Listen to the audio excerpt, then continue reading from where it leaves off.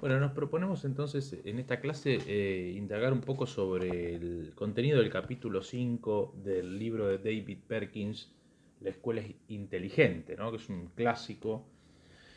En este caso estamos trabajando sobre la edición del año, a ver si digo bien, 97.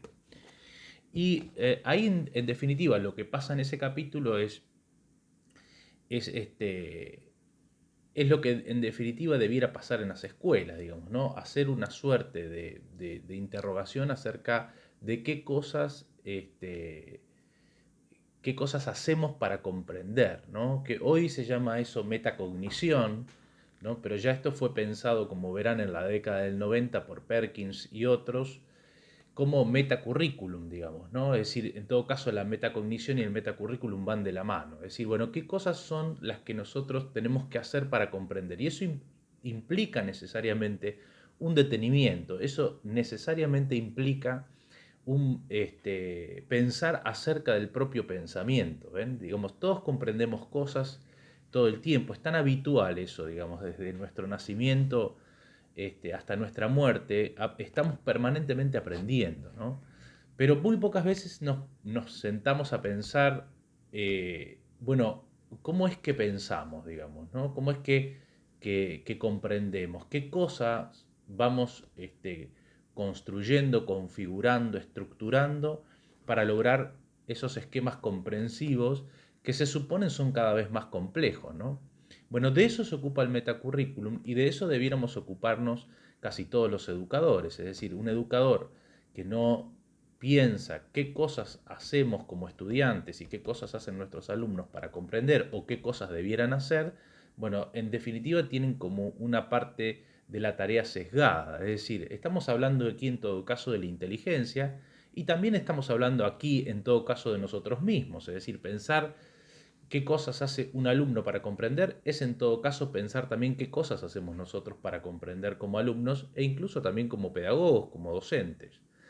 Es decir, esta tarea, de alguna manera, como decía hace un instante, tiene que ver estrictamente con la inteligencia, sobre todo con una inteligencia que en la actualidad está siendo repensada desde muchos ámbitos. Es decir, hoy hablamos de inteligencia artificial, algunos están a favor de ese concepto y otros no, pero lo cierto es que la noción de inteligencia artificial supone un hacer, digamos, ¿no? Y un hacer que en el caso de la inteligencia artificial es problemático porque es un hacer no reflexivo, es decir, es un hacer que está basado en datos, ¿no? En el big data, digamos, ¿no? Y en una suerte de algoritmos seriales por los cuales muchas aplicaciones, muchas eh, plataformas, redes, etcétera, toman decisiones en virtud de esos datos. Bueno, obviamente estos autores no están pensando en ese problema porque era un problema inexistente en la década del 90, pero es lícito para pensar qué ocurre con nuestros sistemas de inteligencia en sentido ampliado, ¿no? Entonces, estamos pensando en este tipo de pensamientos, ¿no? Y ellos van de Perkins, digo ellos porque Perkins en este capítulo cita a varias personas, pero Perkins está pensando en el camino digamos, del conocimiento tácito al conocimiento reflexivo. Es decir, bueno, parecería que hay como un estamento bastante primordial y elemental que tiene que ver con el conocimiento tácito, con un conocimiento de las cosas, pero el conocimiento reflexivo implica, digamos, un conocimiento más profundo, un conocimiento más depurado, un conocimiento más decantado, un conocimiento que también se interroga acerca de las posibilidades, de cuánto sé, de cuánto me falta saber, de qué cosas puedo este, eh, qué cosas puedo relacionar con esto que sé, qué cosas son aplicables a otros ámbitos, ajenos al ámbito de la asignatura, que es un poco la preocupación.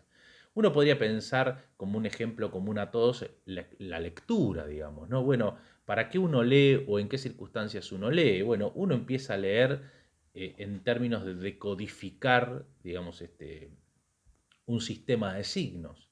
Pero ese aprendizaje es altamente, digamos, efectivo, porque entre otras cosas es un sistema que nos es cercano, es decir, es aplicable a la vida cotidiana. No puedo ir al mercado si no sé leer o tengo ciertas dificultades para llevar a cabo esa tarea, digamos, ¿no?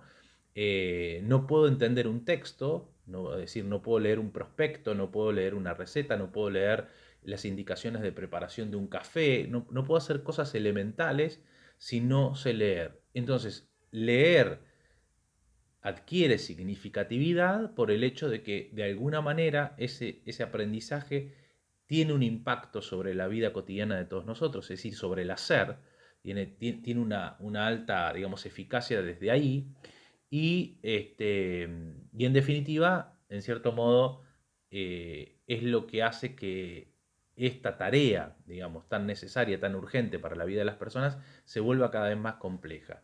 Cuando uno encuentra niveles de alfabetismo bajo, digamos, encontramos, entre otras cosas, la dificultad para poder decodificar, eh, uno podría decir, señales o comentarios o, digamos, indicaciones muy básicas. Entonces, cuando uno toma contacto con esa realidad, por ejemplo, estudiantes que tienen que leer un párrafo que para nosotros es más que claro y que no comprenden qué pasa ahí, uno ahí advierte perfectamente la barrera, digamos, ¿no? Uno advierte ahí perfectamente la dificultad y en qué radica esa dificultad, digamos, ¿no? Radica justamente en una ignorancia que no nos permite hacer, digamos, ¿no? Que no nos permite operar, bueno, que no nos permite entender la causalidad y el efecto de algo, ¿no? que está íntimamente relacionado. Bueno, esta es una realidad en las escuelas hoy, lamentablemente, es decir, tenemos niveles de alfabetización, de lectura y de comprensión de esa lectura muy básicos, y entonces es altamente, digamos, frustrante para el que intenta leer algo sin comprender y también es muy frustrante para la tarea de proponer mejores niveles de comprensión, ¿no? El autor acá habla de un nivel de comprensión epistémico y de investigación, es decir, que uno pueda formular preguntas que tienen que ver con el carácter, podríamos decir, científico de lo que estoy haciendo y además intentar plantear hipótesis o teorías, ¿no? respecto a lo que estoy planteando y obviamente una consecuente demostración. Y eso, digamos, es infructuoso cuando uno se encuentra con una de las primeras barreras que puede ser esta, ¿no? Las barreras idiomáticas. Algunas de las cosas que hacemos para comprender, afirma Perkins, es componer imágenes mentales. Esto es, digamos, tratar de generar algunos anclajes que tengan que ver con maneras pictóricas o gráficas, que pueden ser cuadros, cada uno, digamos, tiene estrategias para eso, y la posibilidad también, dice él, de que nuestras clases se conviertan en espacios para transferir ese conocimiento, que es lo más complicado, es lo más complejo, porque en definitiva lo que nos ocurre habitualmente es que nos cuesta muchísimo pensar determinadas cuestiones que tienen que ver con una asignatura en particular en relación con otras asignaturas o en relación con la vida, digamos, ¿no? Con la profesión. En nuestro caso, que estamos en el profesorado, digo, muchas veces las cosas que se ven al interior de algunas materias que tienen cargas conceptuales, digamos, abstractas, teóricas, uno nota fácilmente la dificultad que existe para relacionar eso con lo que hacemos, ¿no? Esto es un poco culpa de una suerte de pedagogía pragmática, donde todo lo que aprendemos tiene que servir inmediatamente para algo. Y el otro problema esto a lo cual hacía mención, digamos, los niveles de comprensión, que tienen que ser trabajados a lo largo de toda la escolaridad.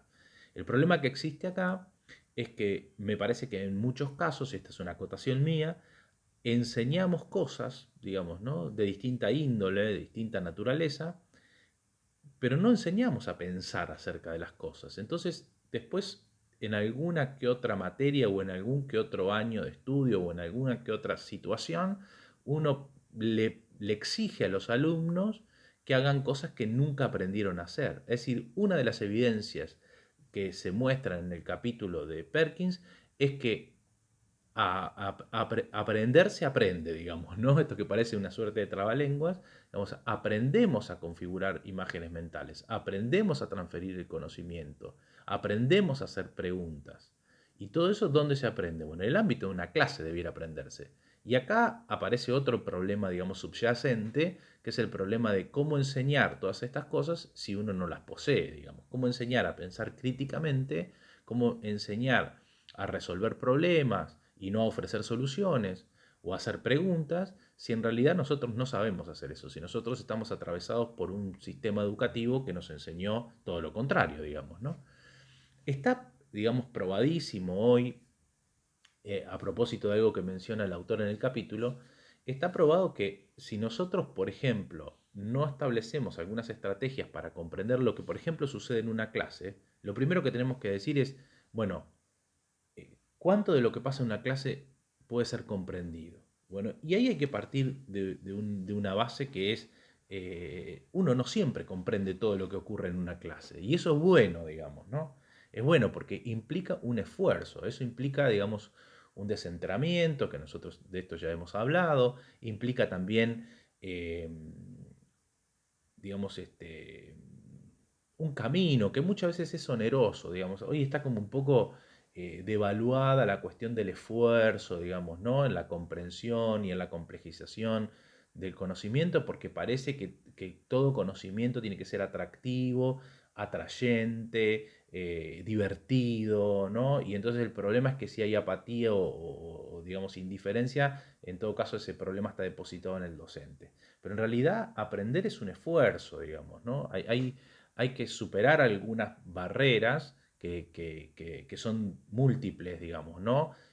Aprender digamos, a cuestionar lo que sabemos, el ser tolerantes con otras posturas, obtener ciertas o ejercitar cierta flexibilidad en el pensamiento para entender que mi pensamiento no es un pensamiento, digamos, central, sino quizás un pensamiento que gira, digamos, en la órbita de otros pensamientos, que no es mejor, que puede ser modificado. Todo eso se aprende, digamos, ¿no?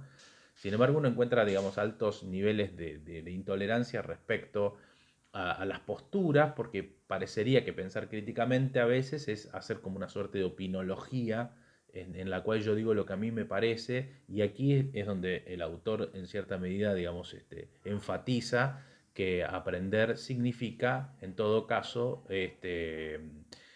también dar cuenta, dar razones de lo que yo digo, digamos, ¿no? Comprender es también ofrecer demostraciones. Y que esas demostraciones tienen que ser lógicas, digamos, ¿no? Entonces, habría que, de alguna manera, establecer una cultura del pensamiento, y yo quería apuntar algo que es muy simple en el contexto, decía, de lo que dice el autor, que es que muchas veces lo que ocurre en una clase, digamos, todo lo que ocurre en la clase no es comprensible, y está probado además que olvidamos generalmente el 85% de lo que nosotros escuchamos, con lo cual es muy importante el registro escrito, que puede tener muchas formas, como él, digamos, menciona, pero que es importante que uno haga determinados anclajes, ¿no? Y que ahí tenemos como las dos teorías, aquel que cree que si no comprendió todo no comprendió nada, y aquel que va, digamos, ejercitando eh, este aprendizaje por incremento, ¿no?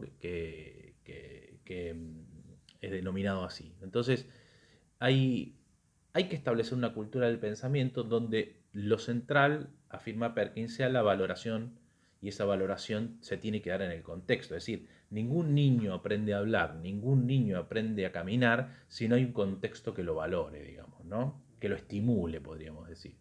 Y a veces en las clases lo que ocurre es que terminamos repitiendo contenidos, es decir, llegamos a un nivel de comprensión muy tácito, muy simple, y digamos, ese sistema de compensación o valoración es deficiente. A propósito, digamos, de esta materia, la evaluación, como ya venimos tratando, es un instrumento más en el proceso de aprendizaje que tiene que tener, entre otras cuestiones, digamos, una devolución que valore el trabajo, porque es lo que le otorga sentido a lo que el otro hace, digamos, ¿no? Entonces, desarrollar una habilidad o una disposición, ellos la juntan, digamos, ¿no? Dicen disposición y habilidad deben ir juntas. Una cosa es la disposición al conocimiento y otra cosa es una habilidad, o una técnica respecto a algo, ¿no? Entonces, dice, son dos cosas que deben ir juntas porque desarrollar esta habilidad es lo que luego nos va a permitir eh, aplicarla en clase. Obviamente ustedes estarán pensando, y seguramente si estuviéramos juntos me lo dirían, decir, bueno, pero esto ni siquiera lo aprendemos en el profesorado. Bueno, pero que lo empecemos a pensar es el comienzo de hacer algo distinto, si no siempre seguimos, digamos, como replicando el sistema. Es decir, ¿por qué en definitiva los alumnos no producen la tan ansiada transferencia, es decir, la aplicación de un conocimiento a otros ámbitos? Bueno, porque en realidad no establecemos esos puentes. Yo estaba pensando en relación a la disciplina de ustedes, es decir, a lo que ustedes enseñan y van a enseñar. Es decir, bueno, muchas veces nos encontramos frente a la pregunta de ¿y esto para qué? Digamos, ¿no? Si yo hace un rato mencionaba la dificultad que muchos alumnos tienen para comprender, digamos, textos simples, y estamos hablando de textos en lengua castellana, digamos, imagínense poder estructurar el pensamiento en términos de una lengua anglosajona, digamos. Pareciera que eso eh, nos queda lejos, ¿no? O por lo menos en esos términos. Entonces, eh, nos encontramos también frente a la pregunta de, bueno, ¿y esto para qué me sirve? ¿Cuál es el sentido de aprender esto, digamos, ¿no?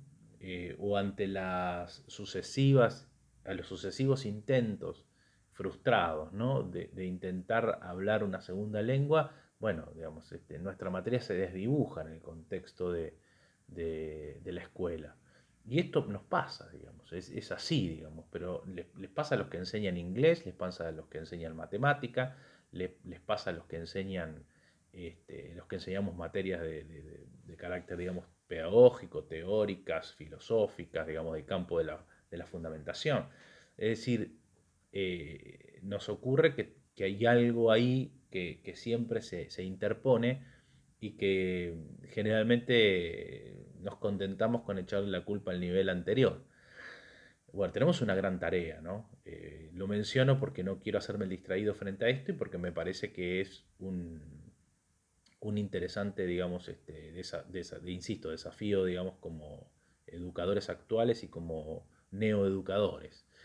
Eh, y en relación a esto quería también, este, o pensaba, digamos, en cuestiones que hemos aprendido. Hemos aprendido teoremas matemáticos, eh, principios físicos, qué sé yo, recuerdo el principio de Arquímedes, de que todo cuerpo sumergido en el seno de una masa líquida recibe un empuje de abajo hacia arriba igual al peso del líquido desalojado, que para alguien que no estudia física o que no se dedica a construir barcos, por ejemplo, digo, es un principio que fue aplicable a una materia y que después nos encontró un poco, digamos, perdidos frente a lo que hacemos todos los días.